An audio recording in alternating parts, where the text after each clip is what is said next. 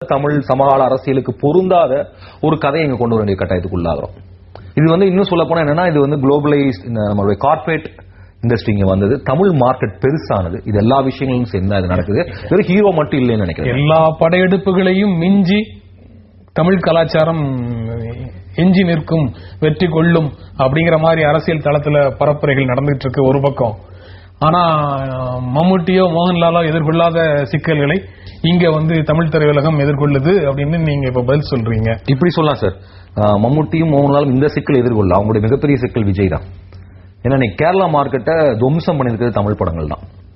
இன்னைக்கு ஒரு விஜய் சார் படத்தினுடைய ஓப்பனிங் மம்முட்டி சார் மோகன்லால் சாருக்கும் கேரளா இருக்கானா தெரியல. சோ இன்னும் யோசிச்சு பார்த்தா அவங்க எப்படின்னா, நம்மளுக்கும் விட சின்ன ஒரு மார்க்கெட். நம்மளுக்கு எப்படி பாலிவுட்டோ அந்த மாதிரி கோலிவுட் கிட்டத்தட்ட மலையாளம் இண்டஸ்ட்ரி மேல அவ்வளவு பெரிய ஒரு டாமினன்ஸ் கிரியேட் பண்ணுது. மலையாள படங்கள் சமீபத்துல நீங்க யோசிச்சு பாத்தீங்கன்னா அவங்களுடைய அந்த ஒரு 80s 90s வந்த அந்த ஸ்டைலை விட்டுட்டு கிட்டத்தட்ட தமிழ் தெலுங்கு ஸ்டைலுக்கு மாற ஆரம்பிச்சிருக்காங்க. சோ இது